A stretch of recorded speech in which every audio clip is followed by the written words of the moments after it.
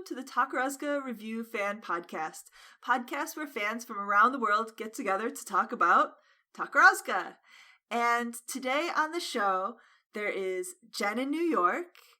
And Julie in Arizona. And we are just here to kind of talk about some news and get everybody caught up and just get some Takarazuka happiness in everybody's lives right now.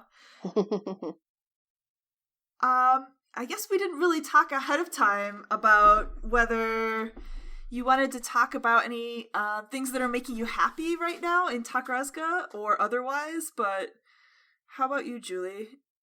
Anything that's brought a smile to your face lately?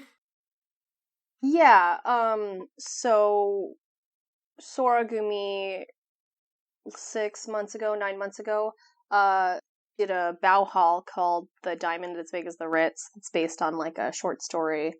I can't remember if it's F. Scott Fitzgerald or one of those other writers from around that time, early 1900s. Yeah, it's Fitzgerald, I think. Yeah. And I got to see that bow haul finally, since it aired on Sky Stage. And it was pretty much everything I could have hoped for as far as silliness and get to seeing all the babies, in bigger roles, because bow haul is a good chance for the younger ones to shine. And my new favorite, Koti, Takato Chiaki, is the Nibante in that show, so I got to see a lot of Koti. That is so cool. Was it... I feel like sometimes F. Scott Fitzgerald plays are a little dry. How was it? How was the show? They definitely injected a lot of goofiness into it, because you kind of have to, because the story's so absurd, this idea that there's like an entire mountain that's one solid diamond. You have to make it funny and silly, so yeah, other than the, we still, it's the year 2020 and we still can't escape from blackface. Other than the blackface, it was really cute. Oh, no. Oh, that's too bad. Yeah. I guess, I'd be interested to see, like, an argument for whether blackface done by an Asian country, like, would that still be considered cultural appropriation, or like I don't know, like, I mean, I just feel like across the board it's offensive, and it's like I said, it's 2020, it's not appropriate. People outside of Takarazuka, like other Japanese personalities, have been called out for doing blackface on TV. I know that I have an South American friend who finds all of the orange face in all the Latin reviews also offensive. Yeah, so I can understand that. Yeah, I'm not somebody who's going to be like telling somebody what they can or cannot find offensive. Yeah, right. Yeah. So, but all the babies were very cute, and yeah. Aw. What about you? What's making you happy? Probably seeing all the stuff coming out for Anastasia, because I just saw it on stage a couple of months ago. Oh, yeah? So, yeah. Yes. So I'm actually really looking forward to it now. I enjoyed it on stage. It was great. It's great. I don't know if I told this story on a previous podcast episode, but when Anastasia was announced, it just so happened that it was playing, like, touring in Arizona, like the next week or something, really soon afterwards, like within a few weeks of the Takarazuka announcement. And so I had to like jump on the chance immediately and buy tickets and go see it. And me and my wife and Jen all went and saw it. It's really good. I can't wait. Yeah. I love the scenery in the background and how they use that. That was pretty cool. I don't know how up to date you are on Twitter and stuff, but I think Carly retweeted a link where there was like a 3-minute clip of the non-Takarazuka one that Komu was in. Yeah. So I got to see a little taste of what the Japanese cast is like. Oh, cool. Yeah, we'll have to put a link to that in the blog post for our show. Yeah. Cool. There's like a 1-second Komu, and then everything else is just the rest of the cast. But I think it'll be pretty similar.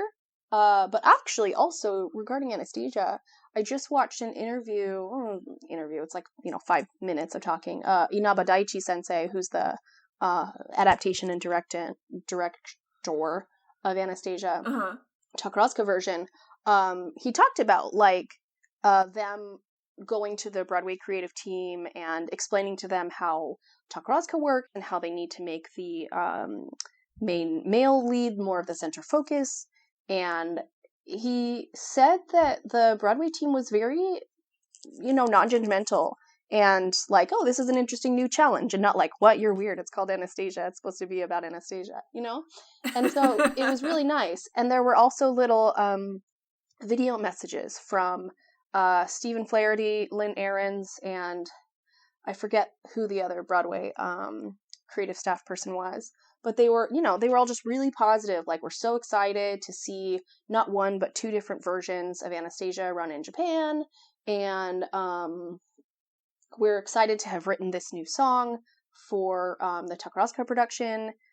It sounds like Makaze will have a new solo that maybe is both in the first act and then like reprised in the second act. So yeah, I'm really excited. That's cool. Was that off of the main website, like their YouTube channel? No, or it was on like Takarazuka News the other day.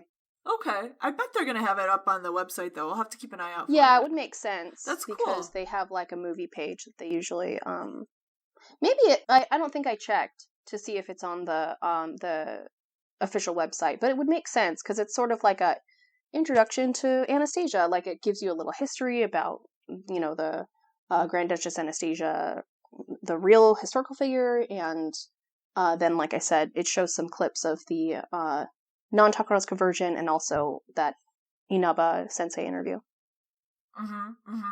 Very cool. Yeah, I guess there's a lot to look forward to. Yeah. Especially because, dun dun dun, the theaters are open again! Yay! Fingers crossed. Pachi, pachi, pachi. Fingers crossed. 5 days, yeah. Right? The Yukigumi, right? Snow Troops Senshuraku is running today. Like the final day's performances. Yeah. Yeah. So it's kind of interesting because they did it for Star Troops Senshuraku, that little blip of reopening, and now they've done it again. So hopefully, it looks like they're planning to reopen the shops and things too now. So that makes me think that it's probably going to last this time. Fingers crossed. Yeah. I thought it was kind of cool. I don't know if you saw the announcements. They weren't going to do the theater, the movie theater broadcasts that they've been doing for Senshurakus. Right. But they said they were going to live broadcast it on Sky Stage. I did see that. So that's pretty cool. I guess if you've got Sky Stage, or you know somebody who's got Sky Stage, you're going to be seeing it very, very early instead of having to wait. Yeah, I've got a hookup. So maybe I'll get to see Once Upon a Time in America really soon. Cool. So we were going to talk about all the news. Yeah. Should we talk about people first? Sure. Let's talk about people. I think let's start with the most recent and work back. Let's talk about Jun Hana. Okay. So I guess some people didn't even know who Jun Hana was, but I think you and I update the Taka Wiki all the time, so we kind of like are watching like who gets Shinko leads and like who is moving up and this and that. And Jun Hana has had like 3 small theater leads in a row. Every non-grand theater for the past year and a half, she's been the Mutsumeyaku lead with Sakina and also with Hitoko last year. And so I actually have seen one of her performances in PR Prince about 1 year ago, was that when that was on stage. It's really and that cute. Was kind of a. I was gonna say, even from just the poster, you could tell that was like a cute little. It was Valhall, so right? cute. When sometimes you just want a fairy tale and you just want like cutesiness and silliness, and that's what that was. And Machida Nanoka, it was her first it was her Bauhaus debut as a author-director. And man, she sure knows what the ladies want, in my opinion. I think my other friend Jen will remember that I was absolutely losing my mind at the pair dance because it was like, it wasn't Someday My Prince Will Come, or maybe it was Someday My Prince Will Come. It was one of those like classic Disney songs, that was very romantic. Really? And like Hitoko was in a white prince outfit, and Junhana was in like a gold or yellow princess outfit. It was just a dream. They both looked so amazing. And just in general, all the Musumeyaku roles in that show were really good. Very often in grand theaters, the Musumeyaku roles can be really thankless. And so it was nice to see a show that had some good, juicy Musumeyaku good guys and also a Musumeyaku villain, and so it was really cool. Very cool. Yeah, I haven't seen it, so I'll look forward to it. She does seem like a cutie, too. Yeah, this isn't a PR Prince review episode, but shout out to PR Prince. But yeah, so that's kind of like the only introduction that I've had to Junhana. She plays like a biologist? Xenobiologist is alien life forms. There's this whole subplot about like bugs, and she's like a scientist. Let's put it that way. And Hitoko has this like Jekyll and Hyde disease where she's like really cool and then sometimes really shy when she takes her glasses off. It's the silliest plot you've ever heard of, Yeah, but it's so cute. It's so cute. She did great. Junhana was fine, like I have no negative thoughts about whether she's competent or whatever, but I also don't have like a strong impression of like what her personality is or what she's best at, so it'll be interesting to see now that she's transferring to Soragumi. Yeah. And I mean, we think of people her age as being so young, but she is Ken 5 now, I think, right? So that's about, yeah. Well, in my Sora Hitomi, her classmate is already a top Musumeyaku. Right. So she had the bow lead with Hitoko, and then she's had 2 small theater leads in a row with Sakina. So everybody thought she was going to be Sakina's partner, the next top Musumeyaku of Yukigumi. Right. So it's this total left hook, confusing casting that suddenly she's not going to be Yukigumi's top Musumeyaku. Although, there have been transfers out and then transfers back in again, so you never know, really. I mean, but Sakina is imminent. She is going to be coming, presumably, is going to be coming top star this year. Right. So, right. I mean, Aizuki Hikaru notwithstanding, all of her weird transfers was a whole thing last year, but I don't think that the transferring Junhana to Soragumi just to transfer her back in, 3 months, that seems unlikely. So yeah, she's out and running for Yukigumi top. Well, it's interesting because Junhana has had like the Shinko leads, but she's got the America one, Once Upon a Time in America, but the 2 shows previous to that they gave to Irodori Michiru, who is actually senior to her. So I wonder if they're looking at giving Michiru... Irodori Michiru will become the top Musumeyaku instead. Maybe. Yeah, because it's always been kind of my understanding that, like, if Musumeyaku graduates from Shinko... if they stop giving a Musumeyaku Shinko leads and start giving her small theater leads, it's because they're serious about wanting to promote her. It's not a bad thing that she's suddenly not doing any more Shinko leads. It just means she's moving up. Right. But it's also interesting that the person who was kind of getting those in between hers is somebody who's kind of senior to her, whose time is quote unquote running out. Running out? What Ken is she? She's 99th class. So she's Okay. 4 So like years ahead. Misono Sakura. Yeah, same kin as Sakura. Mm-hmm. Which, moving on to other news, I thought was very interesting that they announced a music salon for Misono Sakura, but she hasn't announced her retirement. That is weird, because somebody actually commented on the shout box that people, obviously in the past, Top Otokoyaku and Top Musumeyaku have announced separately, like Yuhi and Sumika and Tani and Ume-chan, as I recall, were separate announcements. Yeah, and that I understand, because no Top Musumeyaku has had a music salon who was not retiring. Mm-hmm. It's not like a dinner show where otokoyaku have dinner shows all the time. Like, musumeyaku only have the music salons before they retire. That's why I thought it was weird. Like, not that they announced separately, but... Yeah. It's definitely an argument in favor of the idea that she will be retiring. But usually they do the music salon in between the Takarazuka and Tokyo runs of their final performance, which is not when this music salon is. It's before, when Tamakichi is doing this ghost detective Bauhall.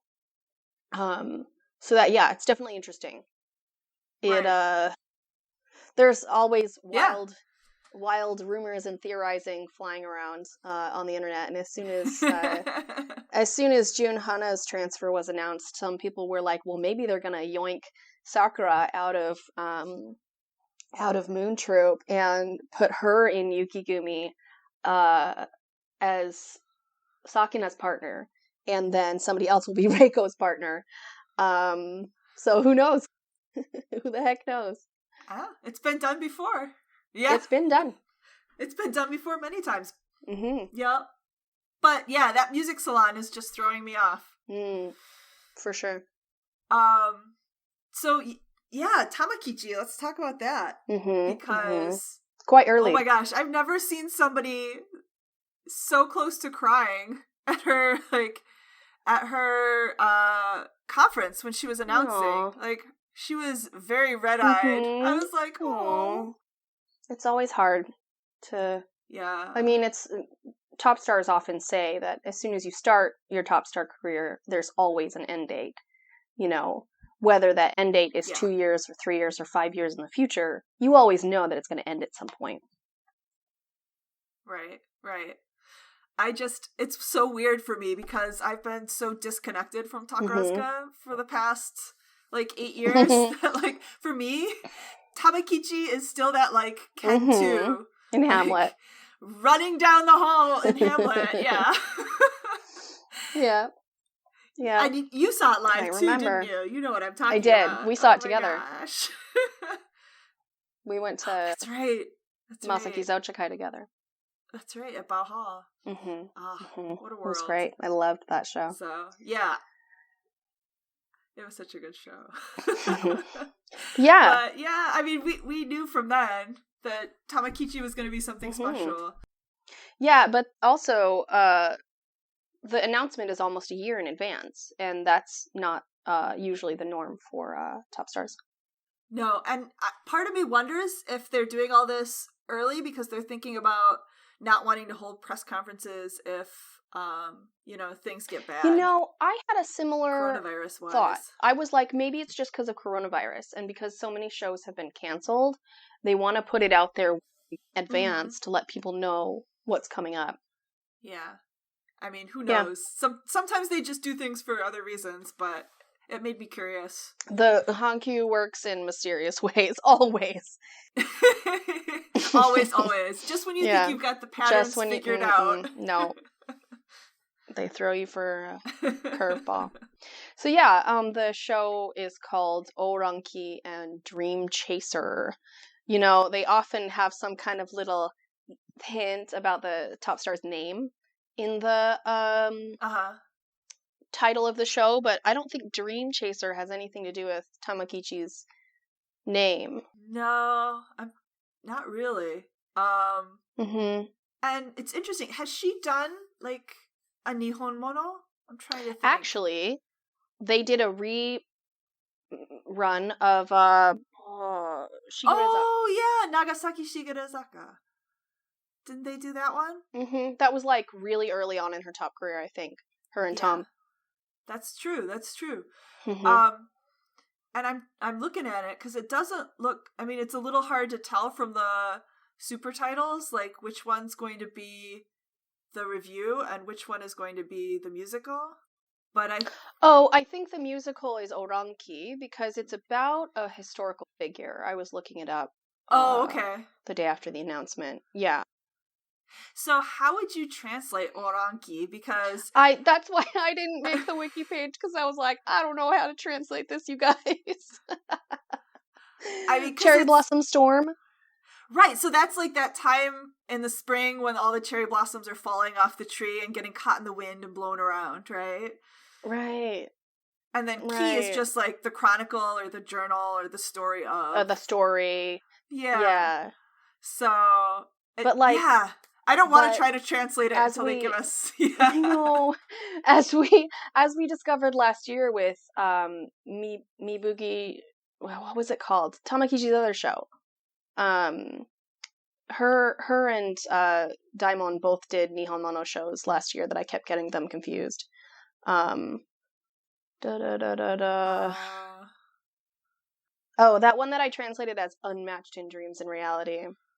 And then the official site literally just put Mugen Muso as the title. They didn't even bother trying to translate it. I was like, F you guys.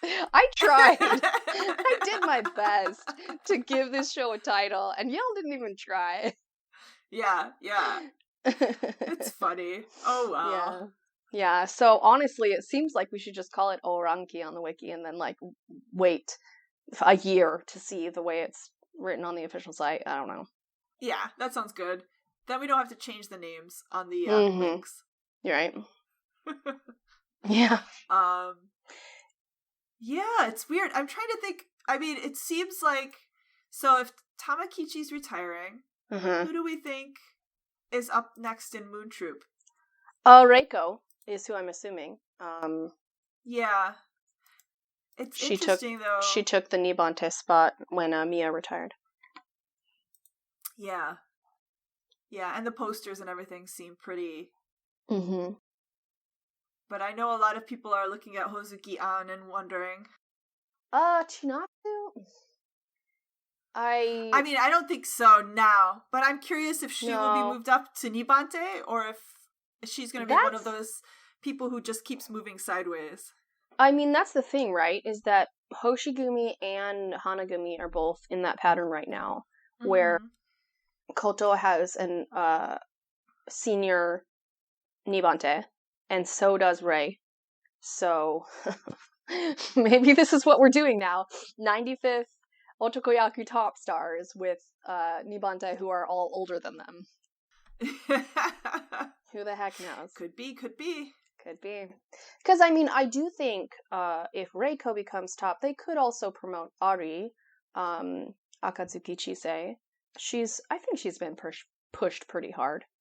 But yeah, who knows? I don't know anymore. Like, who's ready to be top star and who's ready to be Nibante, because I keep not being able to guess what Hanki's gonna do. Yeah, and I think for me, part of it is, like, I'm not seeing the shows, so I'm not seeing, like, all those clues that are, like, where people are placed. Who's in the like, parade the finale order. numbers. Mm-hmm. Yeah. True. Absolutely. So. True. And just looking at posters doesn't always tell you. No, and especially for Tsukigumi, I can't say that I've seen... Have I seen anything in the past year of Tsukigumi? I don't think so. Don't get me started about On the Town. Yeah. I haven't even seen Elizabeth. Well, I'm kind of Elizabethed out. Yeah, kind of same. That's why I didn't want to watch it for a while. I'm like, I'll give it a little bit. So yeah, I haven't seen any Tsukigumi shows in a while, so I don't really have a sense of, like, who walks down in what order in the parade. Yeah. I assume it's Tamakichi, then Reiko, then Ari. Well, but then they just added Chinatsu, so we'll see what happens. Yeah. I'm very curious to see the next show that they're doing. I'm really bummed. The one set in Paris. Yeah, because I was going to go to Japan and hopefully see that and also see Anastasia. And yeah, I don't know. I have this like a little tiny evil part of my heart is like, maybe flights to Japan are really cheap right now. Maybe I could still revitalize my plans. It's probably not a good idea, but part of me wishes. Well, when would that have been? I'm trying to think. Like first half of June. Oh, yeah, that's probably pretty early still. Oh, that's too bad. Yeah. So I was really hoping to be able to see a Nihon. I love Nihon reviews. So, I was hoping to be able to see that live. Yeah, I do too. They're so much fun. I even got my grandmother to watch one once. Just to look at the kimono. Nice. Yeah. What else? Should we talk shows? I know we've talked about the upcoming Grand Theaters, but... Yeah, we just said that her upcoming show is Oranki and Dream Chaser, which we know almost nothing about right now. And then there's this ghost detective thing. That sounds so much fun. Like, that's like my jam. I'm intrigued for sure. Was it based on something? I've already forgotten. I think it's based on a novel. Yes. I literally made the wiki page and I don't remember.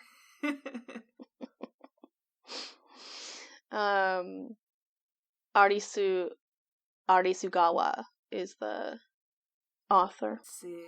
I'm clicking around on the Taka Wiki, but I have the wrong pages open because I was working on something from 20 years ago. Let me see. Oh, interesting. They're doing Love at Dell Lake again. Yes. I've heard some mixed reactions about that as well, because I guess some people love it and some people hate it. I haven't watched it in a long time. Yeah, I know that it has one of those scenes that some people really love, where the male character is like all over the female character in bed, and some people hate that, so... Yeah, dubious consent, I think, is the word that we used to throw around. I never even saw the Moon Troop one, so I haven't seen it in such a long time. Yeah, I saw Mariko's version a long time ago. Yeah, same.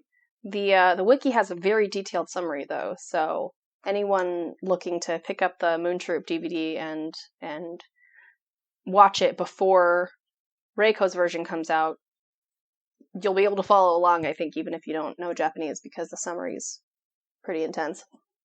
Yeah. That might have been back when I was like overcompensating. Right, maybe. I know I've done a couple of those myself. I was looking up Oranki. I think the person is Kusunoki Masatsura or Kusunoki somebody. There's like a bunch of names in this plot summary, but I think there's like two brothers. It's always about brothers, right?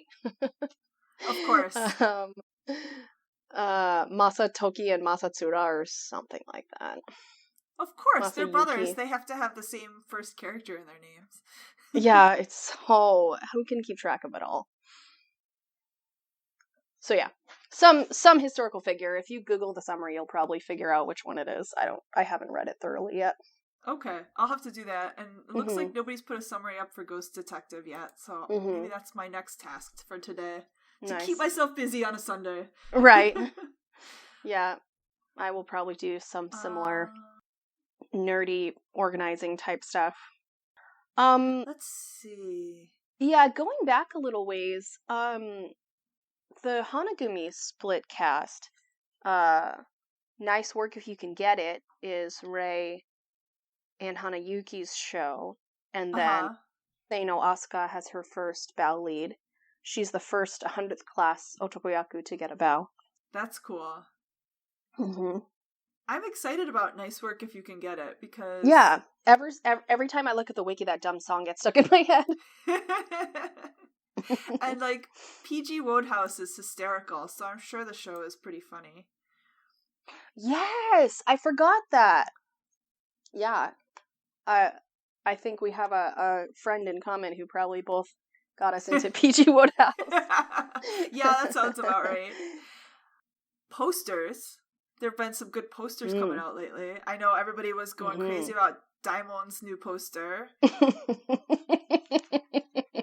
It's pretty busy. I think it's even more busy than like Gincha no Koi. Yeah. So, yeah, it's not my thing necessarily. No. Who was it? I saw somebody posting on social media about the poster for Ciro no de Bergerac. Oh, yeah. And they were like, I didn't even recognize Todoroki Yu. It's, did they make her nose look a tiny bit bigger? It's hard for me to tell. Oh, I think they did, definitely. Yeah. I didn't squint at it closely. But then, Seochi has this hilarious look on her face. Like, it's very spaced out. Get me out of here. Because the Musumiyaku's like jumping into her arms or whatever. It's just a really funny. Yeah. Not exactly surprised, happy surprised, more like just really checked out, spaced out, in my opinion. Yeah. I swear, I don't even know who designed these posters. I know, I think some people who have done, been on the podcast before. Isn't Carly like a graphic designer? Yeah. So I'm sure people have some thoughts about who's the graphic designer for these posters. Well, I know it's been a while now. Do you remember when they did that survey and they were asking people like, which kind of posters do you like full body shots or face shots or shots with like lots of stuff in the background? I know. I remember some surveys that Hankyu has done, but I don't remember that one. It's been a while. It's probably been like 10 or 15 years, but I remember doing it and I was like, uh-oh, this makes me nervous. Okay, fair enough. Well, I'm sure it doesn't matter now. Whatever they thought 15 years ago has no relevance to what they're doing today, probably. Yeah, but if you look, it's interesting to see how the posters have evolved over time. No, I agree. Who's that photographer?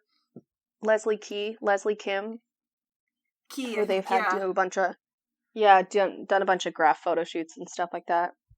A couple of posters, I think, too. Yeah. And then there was somebody else that they hired even more recently who did the I last can't Elizabeth remember ones. Like, you're right, but I can't remember who it was. Yeah, but similar kind of style, I think. Yeah. Cool stuff. Trying to think of anything else. There have been a lot of like recycled shows this year in all the national tours and stuff. Pretty much everyone, right? Fiery Which isn't anything new, but yeah, right. A lot of like I feel like shows. It's been a long. But El Alcon was from 10 years ago. Yeah. So that's an interesting one to bring back. Yes. And then I never thought they would bring that one back. I will admit. I have some feelings, but some of them are negative feelings, so I don't want to bring a lot of negativity to the podcast. Well, yeah. I was always super excited when they did El Alcon because I loved that mangaka at that time. Mangaka. Yeah, I remember. She was my jam. So as problematic as the main character is, like, I was still kind of excited to see it happen.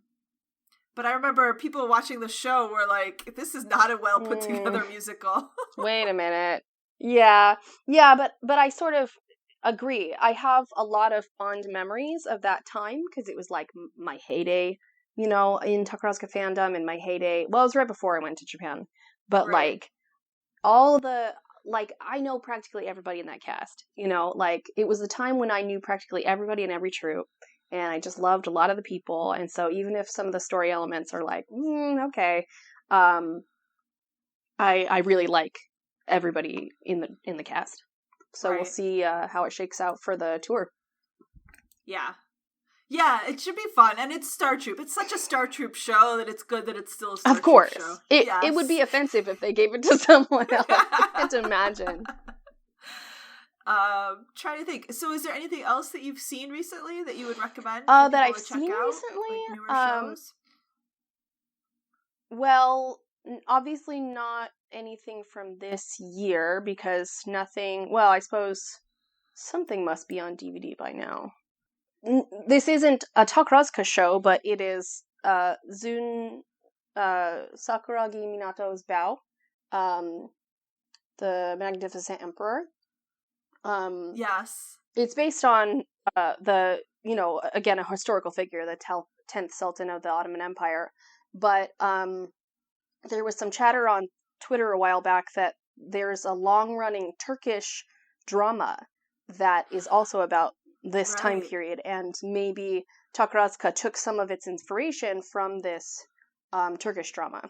So I've been watching it, and it's fun at first, but it very quickly devolves into so much melodrama, and every episode is like, and then she poisoned her food, dun dun dun, and like it's really silly. It just devolves in. It's like, I wish it was Game of Thrones, but it's much more cheesy. And the effects are hilarious compared to like any American TV show. I think it started airing like 8 years ago, so the effects are a little bit different, but still, it's like very cheesy green screen stuff.